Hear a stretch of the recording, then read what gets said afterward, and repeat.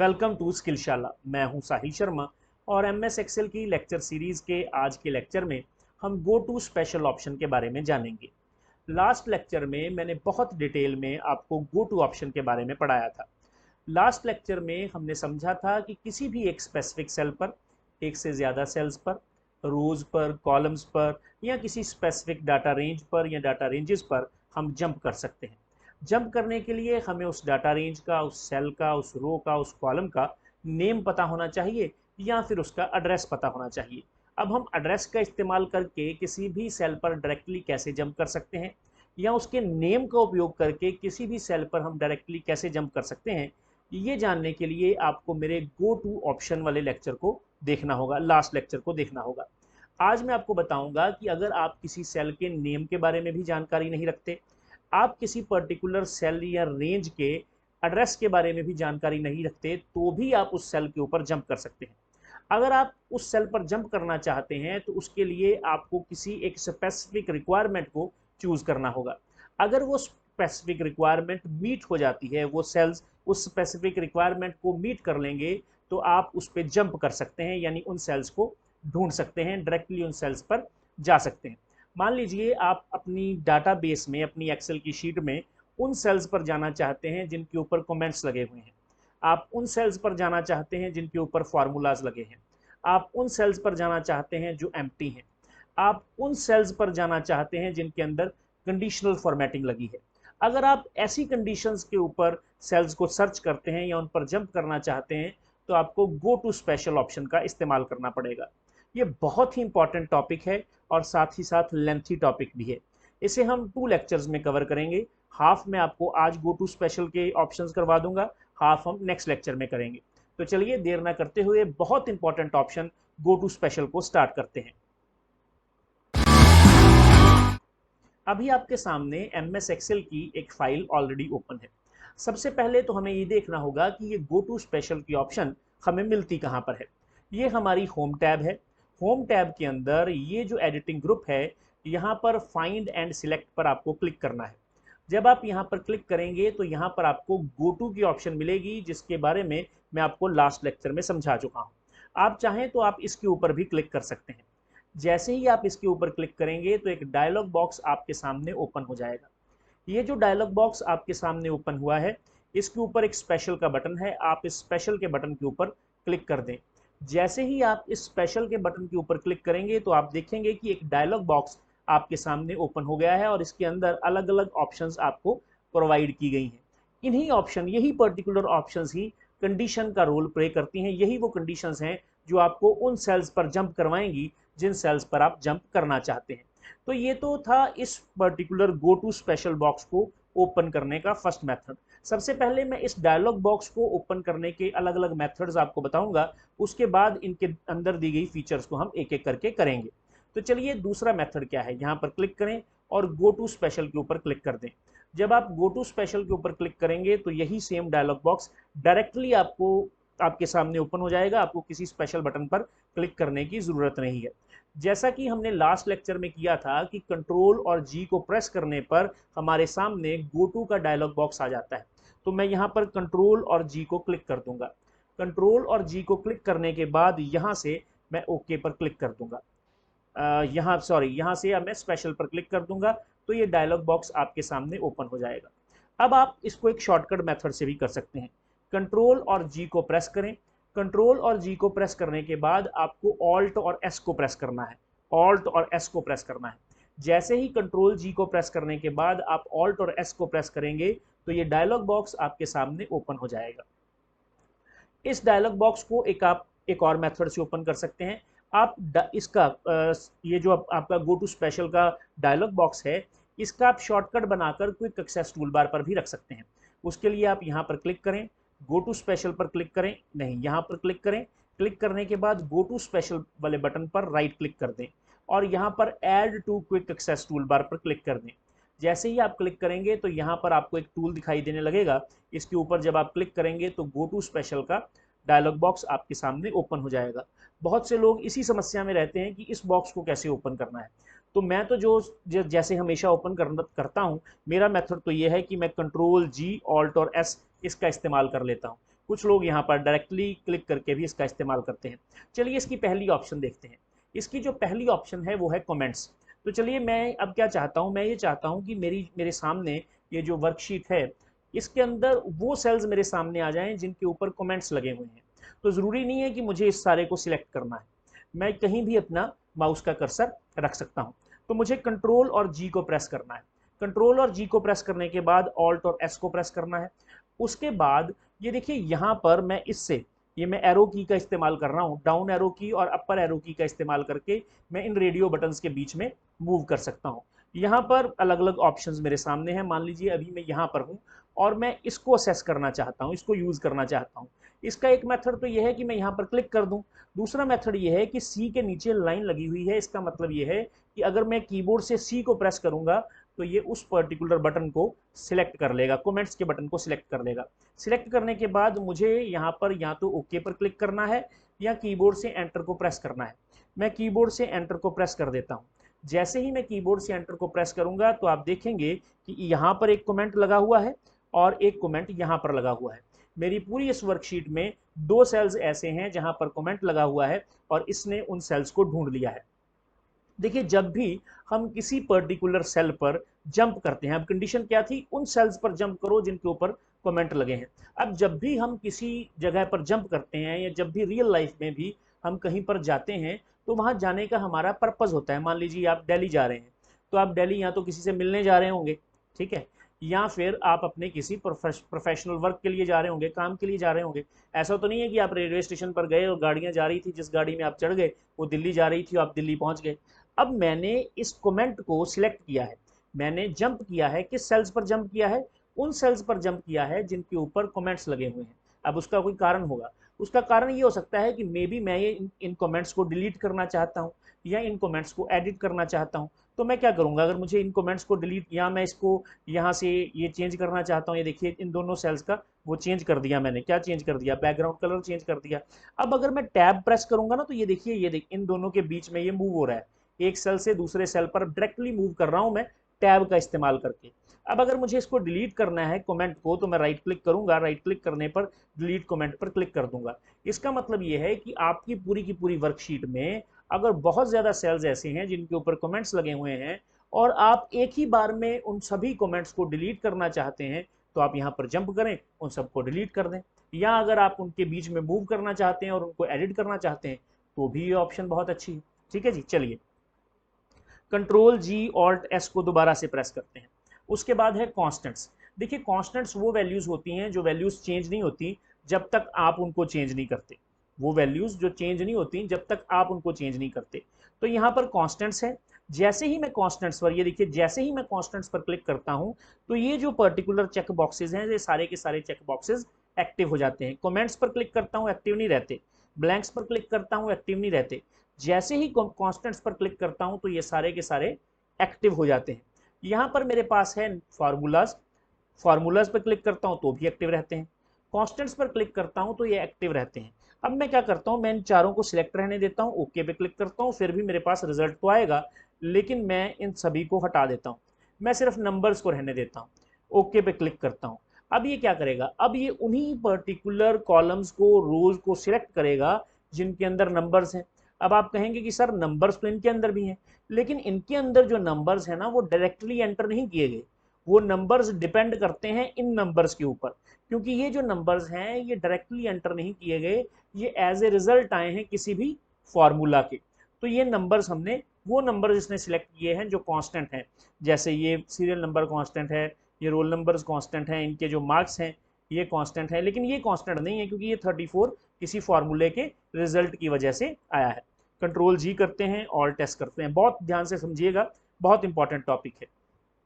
उसके बाद हमें कॉन्स्टेंट्स पर फिर से क्लिक करना है। अब मैं टेक्स्ट, लॉजिकल्स और एरर्स को हटा देता हूँ, सिर्फ टेक्स्ट को रहने देता हूँ, ओके पे क्लिक करता हूँ और ये देखिए ये सारा, ये पर्टिकुलर पूरी रो, ये ऊपर वाली रो 1, रो 2 और साथ ही साथ ये जो पर्टिकुलर कॉलम है, थर्ड कॉलम सी कॉलम, ये हमारा सिलेक्ट हो गया है क्योंकि इसके अंदर वो टेक्स्ट वैल्यूज हैं जो कांस्टेंट है। चलिए आगे करते हैं, कंट्रोल जी ऑल्ट और एस। कंट्रोल जी ऑल्ट और एस को इकट्ठा प्रेस करेंगे। जब हम कंट्रोल जी ऑल्ट और एस को इकट्ठा प्रेस करेंगे तो यहीं पर आ जाएंगे, यहाँ पर कॉन्स्टेंट्स पर आएंगे, उसके बाद मैं इन सबको फिर से हटा देता हूँ। अब सिर्फ लॉजिकल्स लेता हूँ, ओके पे क्लिक करता हूँ, तो आप देखेंगे कि ये वैल्यूज़, ये लास्ट कॉलम जो है वो सिलेक्ट हो गया, क्योंकि ट्रू और फॉल्स जो हैं ये लॉजिकल वैल्यूज़ होती हैं, और ये लॉजिकल वैल्यूज़ किसी भी फार्मूले के रिजल्ट के तौर पर भी आ सकती हैं। लेकिन यहाँ पर ये किसी फार्मूले का रिजल्ट बन के नहीं आई, इनको खुद मैंने यहाँ पर टाइप किया हुआ है, ये देखिए। और इसकी खास बात ये है कि अगर मैं यहाँ पर ट्रू लिखूँ और एंटर प्रेस करूँ तो ये ट्रू बाय डिफ़ॉल्ट कैपिटल में हो जाता है। अगर मैं यहाँ पर फॉल्स लिखूँ तो ये फॉल्स बाय डिफ़ॉल्ट कैपिटल में हो जाता है। इसका कारण ये है कि एमएस एक्सेल इसको पहचानता है कि ये जो है ट्रू और फॉल्स लॉजिकल वैल्यूज़ हैं। तो इसलिए जब आप लॉजिकल वैल्यूज़ को सर्च करते हैं तो इन लॉजिकल वैल्यूज़ को वो सर्च कर लेता है। चलिए आगे देखते हैं। कंट्रोल जी करते हैं, कंट्रोल जी करने के बाद ऑल्ट एस करते हैं, उसके बाद कॉन्स्टेंट्स में आते हैं। कॉन्स्टेंट्स में आने के बाद यहाँ पर एरर्स ले लेते हैं, ओके पे क्लिक करते हैं। मैसेज आ गया कि इस पर्टिकुलर पूरी शीट में किसी तरह का कोई भी एरर नहीं है। ओके पे क्लिक करते हैं। यहाँ पर नेक्स्ट शीट में आपको बताता हूँ, ये हैं टाइप्स ऑफ एरर्स। कभी समय मिला तो मैं आपको टाइप्स ऑफ एरर्स भी बताऊंगा और इनको हम डिटेल में समझेंगे। फिलहाल मैं आपको ये बता दूं कि ये कुछ एरर्स हैं। जब भी आपकी एम एस एक्सेल की शीट में कोई भी गलत आप काम करते हैं तो एम एस एक्सेल आपको ये बताता है कि आपने यहाँ पर कोई गलती की है, उसको ये एरर की फॉर्म में बताता है। जैसे ये डिवाइड का एरर है, ये नेम का एरर है, ये वैल्यू का एरर है, और ये रेफरेंस का एरर है। फिर कभी हम इनको डिटेल में करेंगे, लेकिन फिलहाल ये जो एरर्स हैं ये एम एस एक्सेल ने मुझे नहीं दिए, मैंने खुद इन एरर्स को यहाँ पर टाइप किया है। तो इसलिए ये कांस्टेंट एरर्स हैं, और कांस्टेंट एरर्स हैं तो इनको कैसे सर्च किया जा सकता है? कंट्रोल जी, कंट्रोल जी करने के बाद ऑल्ट और एस करेंगे, यहाँ पर कांस्टेंट्स पर क्लिक करेंगे और इन तीनों को हटा देंगे। ओके पे क्लिक करेंगे तो ये देखिए इसने एरर्स जो हैं उनको सिलेक्ट कर लिया। तो ये एरर वैल्यूज़ हैं, और ये तभी आती हैं जब आपने किसी भी सेल में कोई भी गलती की है, रिजल्ट उसका गलत आएगा, तो उस केस में ये कांस्टेंट वैल्यूज़ इस तरह से, एरर वैल्यूज इस तरह से आती हैं। ठीक है जी, चलिए अब यहाँ पर इस पर्टिकुलर शीट पर हम वापस आते हैं। अब मैं इसको भी यहाँ से हटा देता हूँ, डिलीट कर दें इसको। यहाँ पर आते हैं, कंट्रोल जी और ऑल्ट एस करते हैं। अब हम आ जाते हैं फार्मूलाज पर। आप चाहें तो एफ का प्रेस करके भी फार्मूलाज पर आ सकते हैं। उसके बाद इसको इसको इसको आप हटा दें। हटाने के बाद यहाँ पर ये नंबर्स है, इसको आप रहने दें, नंबर्स को रहने दें। ओके पे क्लिक करें। अब देखिए ये भी नंबर है, ये भी नंबर है, ये भी तो तीनों नंबर ही हैं, लेकिन इनको सिलेक्ट नहीं किया। वो नंबर्स जो फार्मूलाज की वजह से आए हैं उनको यहाँ पर सिलेक्ट कर लिया गया है। चलिए आगे देखते हैं। यहाँ पर आएँ और स्पेशल पर क्लिक कर दें। उसके बाद फार्मूलाज में आएँ, इसको भी हटा दें, इसको भी हटा दें, इसको भी हटा दें। ओके पे क्लिक करें तो ये देखिए इसने नेम्स को पकड़ लिया। अरे इसको क्यों पकड़ा? ये तो कैपिटल में नेम्स लिखे हैं, ये फार्मूले की वजह से थोड़ी आए हैं। चले देखते हैं। अरे हाँ, ये फार्मूले की वजह से ही आए हैं। यहाँ पर फार्मूला लगा है इज इक्वल टू अपर। अपर के अंदर किसको पास कर दिया गया है? अपर के अंदर इस नेम को पास किया गया है, जिस वजह से ये कैपिटल में आए हैं। तो ये परमजोत सिंह जो कैपिटल में आया है, इसने टेक्स्ट वैल्यू को रिटर्न किया है। क्योंकि इसने टेक्स्ट वैल्यू को रिटर्न किया है, वो फार्मूला जो टेक्स्ट वैल्यू को रिटर्न करे, तो क्योंकि ये टेक्स्ट वैल्यू को रिटर्न कर रहा है इसलिए इसने इसको सिलेक्ट किया है। चलिए आगे देखते हैं। बहुत सिंपल है ये। ठीक है, स्पेशल पर क्लिक करते हैं, फार्मूलाज में आते हैं, उसको भी हटा दो, इसको भी हटा दो, इसको भी हटा दो, लॉजिकल्स को रहने देते हैं। ओके पे क्लिक करते हैं। अरे कोई वैल्यू फाइंड नहीं हुई। ठीक है, अभी देखते हैं। यहाँ पर आए, कंट्रोल और जी को इकट्ठा प्रेस करें, ऑल्ट और एस को प्रेस करें, यहाँ पर आ जाएं, फार्मूलाज में आए। फार्मूलाज में आने के बाद यहाँ पर लॉजिकल्स में आ जाएं, ओके पे क्लिक करें। अब इसने फार्मूला की वजह से ये लॉजिकल्स आए हैं, ये डायरेक्ट टाइप नहीं किए गए हैं। देखते हैं, मैंने यहाँ पर लिखा है इक्वल टू H3। ये कौन सा सेल है? ये है H3, ये H3 सेल है ना। यहाँ पर मैंने फार्मूला लगाया equal to H3 is greater than और इक्वल टू 50। अगर H3 के अंदर कोई वैल्यू है और वैल्यू ग्रेटर है या बराबर है, ग्रेटर है या बराबर है किसके? इस वैल्यू के, इस 81 की वैल्यू के ग्रेटर है या बराबर है, तो क्या हो?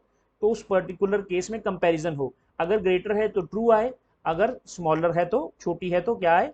फॉल्स आए। यहाँ पर देखो ऑटोमेटिकली फॉल्स आया है। तो ये फार्मूला की वजह से वैल्यू आई है। क्योंकि ये वैल्यू फार्मूला की वजह से आई है इसलिए इसने इसको सिलेक्ट कर लिया। चलिए आगे देखते हैं।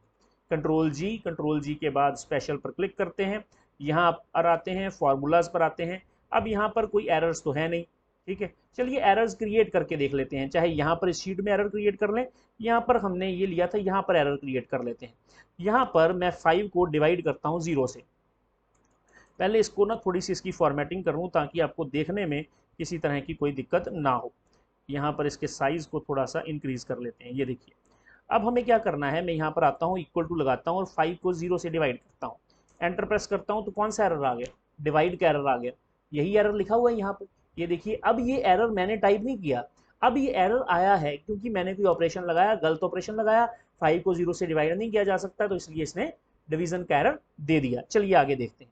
अब मुझे क्या करना है, अब यहाँ पर जो एरर आ रहा है वो नेम का एरर आ रहा है। मैंने SU लिखा, लिखना था सम, गलती से SU लिखने के बाद ये ब्रैकेट डाल दी, एंटर प्रेस कर दिया, तो नेम का एरर आ गया। SUM सम, सम लिखना था लेकिन SU लिख के एंटर प्रेस कर दिया, तो यहाँ पर ये एरर आ गया।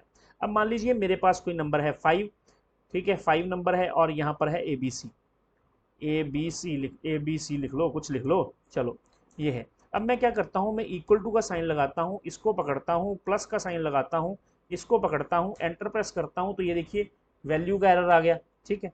अब मान लीजिए यहाँ पर है 5, यहाँ पर है 7, इक्वल टू लगाता हूँ, इक्वल टू लगाने के बाद इसको ऐड कर देता हूँ इसमें, ठीक है, रिजल्ट आएगा, बिल्कुल रिजल्ट आएगा, 12 रिजल्ट आ गया। उसके बाद गलती से मैंने इस कॉलम को डिलीट कर दिया, अरे ये कौन सा एरर आ गया, रेफरेंस का एरर आ गया भैया, जिसको आपने इसमें ऐड किया था ना वो कॉलम ही डिलीट हो गया, वो कॉलम ही यहाँ पर नहीं रहा, तो ये रेफरेंस का एरर आ गया। अब हम क्या करेंगे, अब हम कंट्रोल और G को प्रेस करेंगे, कंट्रोल और G को प्रेस करने के बाद ऑल्ट और S को प्रेस करेंगे, इनको प्रेस करने के बाद मैं यहाँ से F को प्रेस करूँगा और मैं इन सबको यहाँ से हटा दूंगा और सिर्फ एरर्स को ढूंढूंगा। ओके पे क्लिक करूंगा तो ये देखिए ये एरर्स इसने ढूंढ लिए। अगर मैंने फार्मूलाज में जाके एरर्स ना ढूंढे होते, कॉन्स्टेंट्स में जाके एरर ढूंढे होते, तो फिर वो इनको पकड़ता।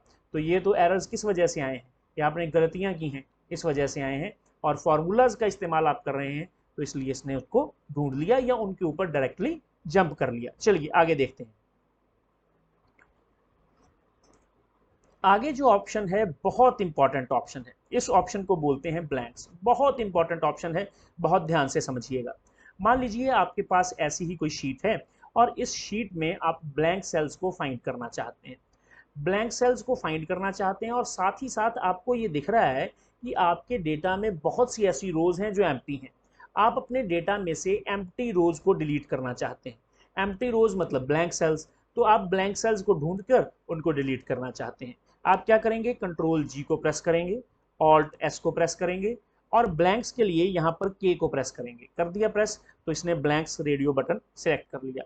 अब आप एंटर पे को प्रेस कर देंगे तो आप देखेंगे कि आप जंप कर चुके हैं कहाँ पर, ब्लैंक रोज पर। अब रो को डिलीट करने के लिए हमें क्या करना होता है, कंट्रोल और माइनस को इकट्ठा प्रेस करना होता है और रोज जो हैं वो डिलीट हो जाती हैं। मैं यहाँ से कंट्रोल और माइनस को इकट्ठा प्रेस करूंगा तो ये डायलॉग बॉक्स मेरे सामने आ जाएगा।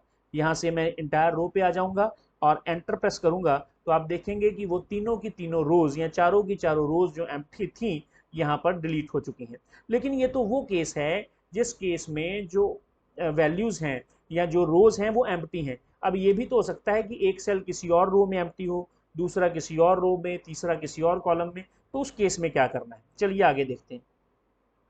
ये जो वर्कशीट है, यहाँ पर एक सेल एम्प्टी है, एक सेल यहाँ पर एम्प्टी है, एक सेल यहाँ पर, एक सेल यहाँ पर, तो इस तरह से एम्प्टी है। तो मुझे क्या करना है, कंट्रोल जी के बाद ऑल्ट S, यहाँ पर आ जाएंगे, फिर के को प्रेस करने के बाद एंटर प्रेस करूंगा तो एम्प्टी सेल सिलेक्ट हो जाएंगे। अब ये जो एम्प्टी सेल्स है ना, इनमें मुझे एब्सेंट लिखना है कि भैया ये स्टूडेंट एब्सेंट थे इसलिए पेपर देने नहीं आ सके, तो मैं यहाँ पर AB लिख दूंगा। AB लिखने के बाद अब आप गलती से भी एंटर प्रेस मत कीजिएगा, एंटर प्रेस करने से ये यहाँ से आगे शिफ्ट हो जाएगा। आपको क्या करना पड़ेगा, आपको कंट्रोल और एंटर को इकट्ठा प्रेस करना है।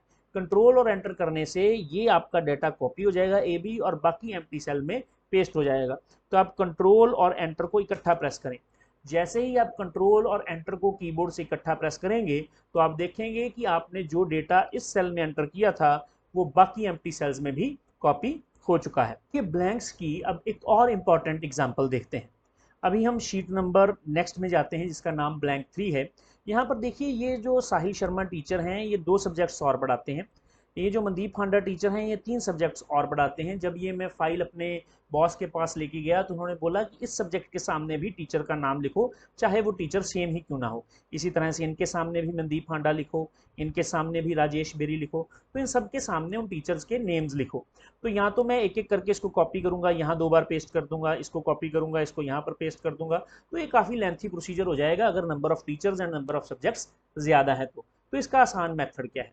इसका आसान मेथड ये है कि आप कंट्रोल जी को प्रेस करें। कंट्रोल जी को प्रेस करने के बाद आप ऑल्ट और एस को प्रेस करें और गो टू स्पेशल पर आ जाएं। जब आप यहाँ पर आ जाएंगे तो उसके बाद आप के को प्रेस करके ब्लैंक्स पर पहुंच जाएं। उसके बाद आप एंटर को प्रेस कर दें। जब आप एंटर को प्रेस करेंगे तो ब्लैंक सेल्स आपके सिलेक्ट हो जाएंगे। उसके बाद आपको थोड़ा सा लॉजिक लगाना है, थोड़ा सा दिमाग का इस्तेमाल करना है। इक्वल टू लिखकर इसको यहाँ से उठा लेना है। उठाने के बाद इज इक्वल टू A2 करने से क्या होगा? अगर मैं एंटर प्रेस कर दूं तो ये साहिल शर्मा यहाँ पर लिखा हुआ आ जाएगा, लेकिन मुझे तो हर जगह पर साहिल शर्मा, मनदीप हांडा ये सब कुछ चाहिए। तो उस पर्टिकुलर केस में मुझे क्या करना होगा? अब मुझे यहाँ पर कंट्रोल और एंटर को इकट्ठा प्रेस करना है। कंट्रोल और एंटर को इकट्ठा प्रेस करना है, और जैसे ही मैं कंट्रोल और एंटर को प्रेस करूंगा तो आप देखेंगे कि साहिल शर्मा भी रिपीट हो रहा है, मनदीप हांडा भी रिपीट हो रहा है, राजेश बेरी भी रिपीट हो रहा है, सभी नेम्स रिपीट हो रहे हैं। लेकिन इसमें अभी एक छोटी सी दिक्कत है। यहाँ पर ये जो नेम है ये एज ए फार्मूला आ रहा है, ये नेम एज ए फार्मूला आ रहा है। मुझे ये ऐसे एज ए वैल्यू चाहिए, तो वो मैंने आपको करवाया हुआ है पेस्ट स्पेशल में। आप इसको सिलेक्ट कर लें, सिलेक्ट करने के बाद कॉपी कर लें। कॉपी करने के बाद अब आप क्या करें? अब आप कंट्रोल ऑल्ट और वी को इकट्ठा प्रेस करें। प्रेस करने के बाद यहाँ से आप वैल्यूज़ को उठा लें और ओके पे क्लिक कर दें। तो यहाँ पर ये अब एज ए वैल्यूज हो चुके हैं। नहीं यकीन आता तो देख लो, यहाँ क्लिक करो, ये देखो मिस्टर साहिल शर्मा, मनदीप हांडा। कहीं पर कोई फार्मूला दिख रहा है आपको? नहीं दिख रहा। तो इस तरह से आप डेटा को कॉपी कर सकते हैं अलग अलग जगह पर। ये देखिए बीच बीच में डेटा को मैंने कॉपी किया है, थोड़ा सा लॉजिक का इस्तेमाल किया, और ब्लैंक सेल्स का मैंने आपको एक और फायदा बता दिया। चलिए आगे देखते हैं। आगे है हमारे पास करंट रीजन। ये बहुत आसान है, बहुत नॉर्मल है।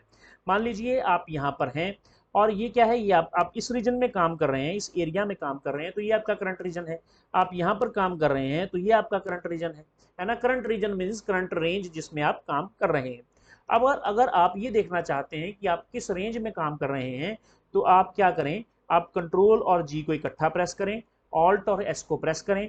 प्रेस करने के बाद यहाँ से आप आर को प्रेस कर दें और एंटर को प्रेस करें, तो ये करंट रीजन आपका सिलेक्ट हो गया जिसमें आप काम कर रहे हैं। लेकिन अब आप कहेंगे कि सर ये तो बहुत आसान है, जब हमने एमएस एक्सेल शुरू किया था तभी आपने हमें बताया था कि जिस रेंज में आप हैं अगर आप कंट्रोल और ए को प्रेस कर देंगे तो वो रेंज सिलेक्ट हो जाती है। बिल्कुल ठीक है। तो अब ये इतना लंबा चौड़ा सिस्टम, कंट्रोल जी प्रेस करो फिर ऑल्ट एस प्रेस करो, तो बिल्कुल मत कीजिए। वो दिया हुआ है, बताने के लिए मैंने बता दिया, आप ऑल्ट और ए का इस्तेमाल ही करें। यहाँ पर आकर भी आप ए ऑल्ट और ए का इस्तेमाल करेंगे तो ये सिलेक्ट हो जाएगी। वैसे तो इसको सिलेक्ट करने का एक और मेथड होता है, कंट्रोल शिफ्ट और एस्टरिस्क का साइन। एस्टरिस्क का साइन जानते हैं कैसा होता है? ये ऐसा, ये एस्टरिस्क का साइन है। कंट्रोल शिफ्ट और एस्टरिस्क के साइन को अगर आप इकट्ठा प्रेस करेंगे तो भी रेंज सिलेक्ट हो जाती है। तो मैं क्या करता हूँ? कंट्रोल शिफ्ट और एस्टरिस्क के साइन को दबाता हूँ तो रेंज सिलेक्ट हो गई। कुछ लोग कहते हैं कि ये रेंज कंट्रोल और एस्टरिस्क इकट्ठे से भी, इकल्ला लिखने से भी सिलेक्ट हो जाती है। जैसे कंट्रोल और एस्टरिस्क को प्रेस करता हूँ मैं यहाँ पर, तो मैं यहाँ पर आता हूँ और कंट्रोल और एस्टरिस्क को प्रेस करता हूँ, कुछ नहीं हो रहा। अब ये क्यों नहीं हो रहा? क्योंकि जिस एस्टरिस्क को मैंने अभी प्रेस किया ना, ये एस्टरिस्क 8 के ऊपर आता है। अपने कीबोर्ड की में देखिएगा 8 के ऊपर आ रहा है। अगर आप शिफ्ट को प्रेस नहीं करना चाहते और कंट्रोल और एस्टरिस्क से करंट रेंज को सिलेक्ट करना चाहते हैं तो उसके लिए आपको उस एस्टरिस्क को प्रेस करना होगा जो आपके न्यूमेरिक कीबोर्ड पर आता है, जो आपके न्यूमेरिक कीबोर्ड पर आता है। अब मैं क्या करूंगा? अब मैं यहाँ पर आता हूँ और कंट्रोल और एस्टरिस्क के साइन को प्रेस करूंगा तो ये सिलेक्ट हो गया, क्योंकि मैंने उस एस्टरिस्क को प्रेस नहीं किया जो मेरे कीबोर्ड में 8 के ऊपर आ रहा है। मैंने उस एस्टरिस्क के या उस स्टार के साइन को प्रेस किया है जो मेरे न्यूमेरिक कीबोर्ड में आ रहा है। तो इसलिए इस पर्टिकुलर केस में हमें करंट रीजन पर जाने के लिए किसी भी तरह से गो टू स्पेशल वाले मेथड का इस्तेमाल नहीं करना चाहिए। चलिए आगे चलते हैं। आगे है कंट्रोल जी प्रेस करके। अब आप कहेंगे कि सर ये तो शीट ही एम्प्टी है ऑल्ट और एस को प्रेस करें तो ये आगे है करंट एरे। सबसे पहले तो आपको एरे डिजाइन करना आता होना चाहिए, आपको पता होना चाहिए कि एरे होता है क्या है। चलिए यहाँ पर मान लीजिए मैं टेबल लिखना चाहता हूँ 10 का, 11 का, 12 का, 13 का, 14 का एंड सो ऑन। तो वो टेबल लिखने के लिए मैं यहाँ पर 10 लिखूंगा, फिर यहाँ पर 20 लिखूंगा, फिर यहाँ पर 30 लिखूंगा, तो ये 10 का टेबल लिख रहा हूँ। इसी तरह से मैं 11 का, 12 का लिखूंगा, तो ये बहुत लेंथी प्रोसीजर हो जाएगा। मैं एक एरे की फॉर्म में इसको लिखता हूँ। कैसे? मैं क्या करता हूँ, मैं यहाँ पर 10 लिखता हूँ और यहाँ पर 1 लिख देता हूँ। लिख दिया मैंने।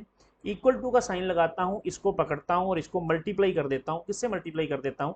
इस 1 से मल्टीप्लाई कर देता हूँ। एंटर प्रेस करता हूँ तो यहाँ पर वैल्यू क्या आ गई? 10 आ गई। अब मुझे टेबल किस किस का चाहिए? 10 का टेबल चाहिए, 11 का टेबल चाहिए, 12 का टेबल चाहिए, 13 का चाहिए, 14 का चाहिए। लेक्चर थोड़ा लेंथी हो सकता है भैया, पहले ही बताया था, क्योंकि अगर पढ़ना चाहते हो तो फिर लेंथ की इतनी ज़्यादा टेंशन मत लिया करो, ठीक है। तो यहाँ पर 1 2 3 क्यों लिख रहा हूँ? क्योंकि 10 10 1 ज़र 10, 10 2 ज़र 20, तो वो 2 भी तो होना चाहिए। 10 3 ज़र 30। तो कहाँ तक टेबल लिखते हैं? 10 तक लिखते हैं, तो मैंने यहाँ पर 10 तक इसको ले लिया। अब उसके बाद मैं क्या चाहता हूँ? मैं चाहता हूँ ये 10 इस 1 से मल्टीप्लाई हो जाए, ये 10 इस 2 से मल्टीप्लाई हो जाए, यहाँ 20 आ जाए, ये 10 इस 3 से मल्टीप्लाई हो जाए, यहाँ 30 आ जाए, ये 11 इस 3 से मल्टीप्लाई हो जाए, यहाँ 33 आ जाए, ये 12 इस 3 से मल्टीप्लाई हो जाए, यहाँ 36 आ जाए, यानी प्रॉपर टेबल मेरे सामने आ जाए। उसके लिए आपको क्या करना होगा? इसके लिए आपको इस सारे को सिलेक्ट करना है। इस सारे को सिलेक्ट करने के बाद, इसको आपने सिलेक्ट कर लिया। इसको सिलेक्ट करने के बाद अब आपको क्या करना है? अब आपको यहाँ पर डेटा में जाना है। यहाँ पर व्हाट इफ एनालिसिस पर क्लिक करना है।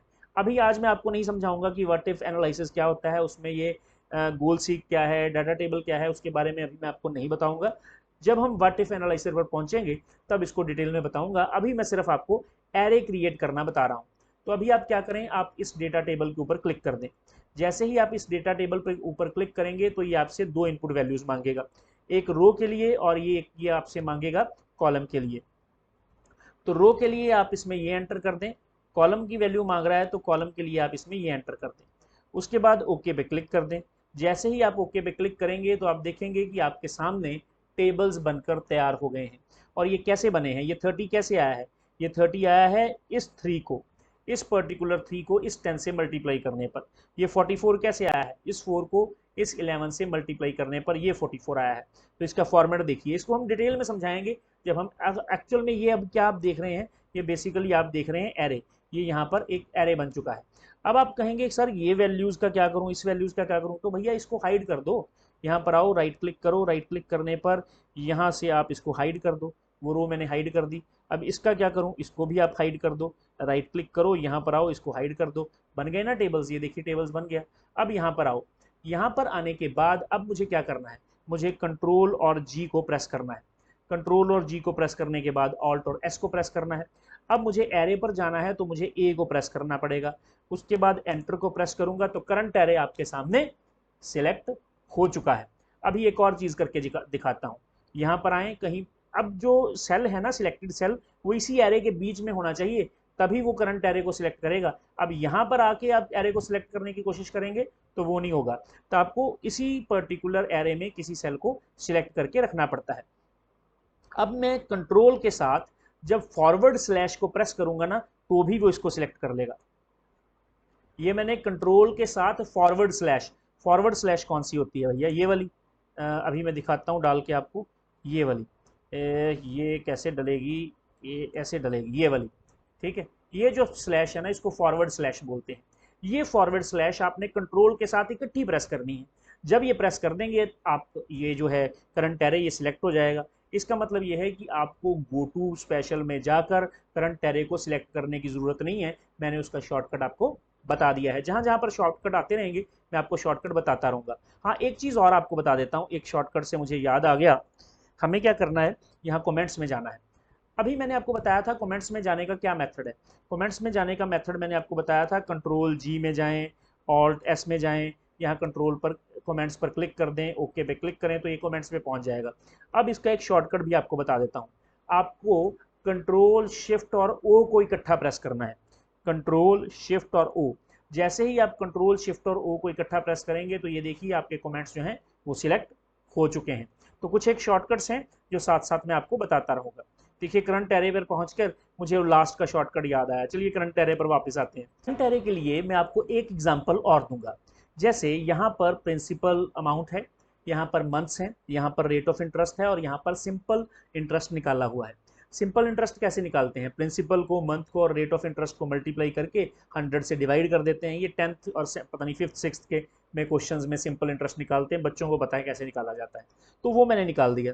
अब मैं चाहता हूं कि ये 10,000 अमाउंट के लिए भी निकालूं, 20 के लिए भी, 30 के लिए भी, 40,000 के लिए भी, और 12 मंथ्स के लिए भी, 24 के लिए भी, 36 के लिए भी, 48 और 60 मंथ्स के लिए भी। अब 1 ईयर, 2 ईयर, 3 ईयर ये तो नहीं समझ पाएगा एक्सेल। एक्सेल मंथ्स को समझेगा और इसको 24 से मल्टीप्लाई कर देगा। ठीक है, तो अभी मुझे क्या करना है, इन सब के लिए निकालना है। जैसे मैंने उसमें एरे में किया था, जैसे ये 20,000 इससे मल्टीप्लाई हो जाए, किससे मल्टीप्लाई हो जाए, इससे मल्टीप्लाई हो जाए, रेट ऑफ इंटरेस्ट से मल्टीप्लाई हो जाए और डिवाइड हो जाए अगर 100 से, तो यहाँ पर वैल्यू निकल के आ जाएगी। तो मुझे उससे पहले क्या करना है, यहाँ पर इक्वल टू डालना है और इसको पकड़कर, ये क्या है, इसको पकड़कर यहाँ पर ले आना है। ये है क्या, ये D1 D2 D3 इन तीनों को मल्टीप्लाई करके 100 से डिवाइड किया गया है और यहाँ पर इस फार्मूला को उठाकर मैं यहाँ पर ले आया हूँ। अब उसके बाद मुझे क्या करना है, अब उसके बाद मुझे इस सारे को सिलेक्ट कर लेना है। ध्यान से समझिएगा, इसको सिलेक्ट करने के बाद मुझे डेटा में जाना है। डेटा में जाने के बाद व्हाट इफ एनालिसिस में जाना है, डेटा टेबल में जाना है। डेटा टेबल में जाने के बाद अब मुझसे वो दो चीज़ें मांग रहा है। पहली चीज़ मुझे उसको क्या देनी है, मुझे उसको ये रो के लिए ये मंथ्स प्रोवाइड करने हैं, कॉलम के लिए मुझे उसको ये प्रिंसिपल अमाउंट प्रोवाइड करनी है, और जैसे ही मैं ओके पे क्लिक करूंगा यहाँ पर वैल्यूज आ जाएंगी। लेकिन क्वेश्चन ये अराइज होता है, कुछ लोग पूछेंगे सर रेट ऑफ इंटरेस्ट, तो भैया रेट ऑफ इंटरेस्ट जो है इस 72 में जो यूज हुआ है 6% वही यूज होगा, और क्योंकि रेट ऑफ इंटरेस्ट अपडेट नहीं हो रहा, मैंने हमेशा वही रखना है, तो इसलिए यहाँ पर मुझे उसको लेने की जरूरत नहीं थी। यहाँ पर मुझे उन्हीं दो वैल्यू को लिया है जो बार बार चेंज होती हैं। तो यहाँ पर मुझे मैंने ओके को क्लिक करना है। जैसे ही मैं ओके पे क्लिक करूंगा तो वैल्यूज मेरे सामने आ गई हैं। अब कुछ लोग पूछेंगे कि सर आपको ने बता दिया, हमने सुन लिया, लेकिन कैसे पता चलेगा ये सही है, या तो हम क्रॉस चेक करें। तो भैया क्रॉस चेक करने की भी इतनी ज़्यादा ज़रूरत नहीं है, सामने ही दिख रहा है ये 72 बिल्कुल। अगर यहाँ पर 72 है तो ये सारे ठीक हैं, क्योंकि पहला मैंने 72 के लिए ही निकाला है, जो यहाँ पर निकाला था वही सेम 10,000 अमाउंट ली, 12 ईयर्स लिए, 12 मंथ्स लिए और रेट ऑफ इंटरेस्ट 6% लिया, तो 72 आना चाहिए था, तो 72 ही मेरे सामने आया है। तो इस तरह से हमारा एरे काम करता है। और अगर आप इस एरे को सर्च करना चाहते हैं तो किससे करेंगे, उसमें जाएंगे गो टू में, वैसे करेंगे, या फिर बैक स्लैश से, फॉरवर्ड स्लैश से करेंगे।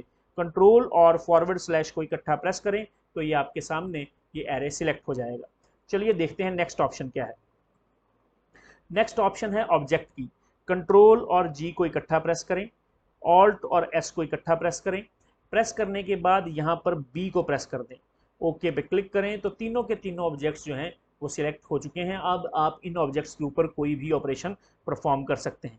ठीक है, तो क्या किया मैंने यहाँ पर कंट्रोल और जी को प्रेस किया, ऑल्ट और एस को प्रेस किया और ऑब्जेक्ट्स को यहाँ पर क्लिक कर दिया, तो ये ऑब्जेक्ट्स जो हैं वो यहाँ पर सिलेक्ट हो गए हैं। इनको जैसे मर्जी मैं मूव करता जा रहा हूँ, ये देखिए। और अब अगर मैं यहाँ पर कंट्रोल जी करूँ, ऑल्ट और एस करूँ और यहाँ पर वापस आऊँ, और ये वाली जो पूरी लाइन है पूरी की पूरी ये हमने कंप्लीट कर ली है। नेक्स्ट लेक्चर में मैं आपको row differences, column differences, presidents, dependents, इन सब के बारे में डिटेल में समझाऊंगा। मुझे पूरा यकीन है कि आपको आज का लेक्चर अच्छा लगा होगा। अगर आपको आज के लेक्चर में कोई वैल्यू लगी है तो इस लेक्चर को आप ज़रूर शेयर करें, लाइक करें और कमेंट ज़रूर किया कीजिए, क्योंकि कमेंट से मुझे ये पता लग जाता है कि आपको चीज़ें समझ लग रही हैं या नहीं। और चैनल को सब्सक्राइब भी कीजिए, अपने दोस्तों के साथ इसको शेयर कीजिए, बेल आइकन के बटन को ज़रूर प्रेस कीजिए। आज के लेक्चर में इतना ही, नेक्स्ट लेक्चर में मिलेंगे। Thank you very much.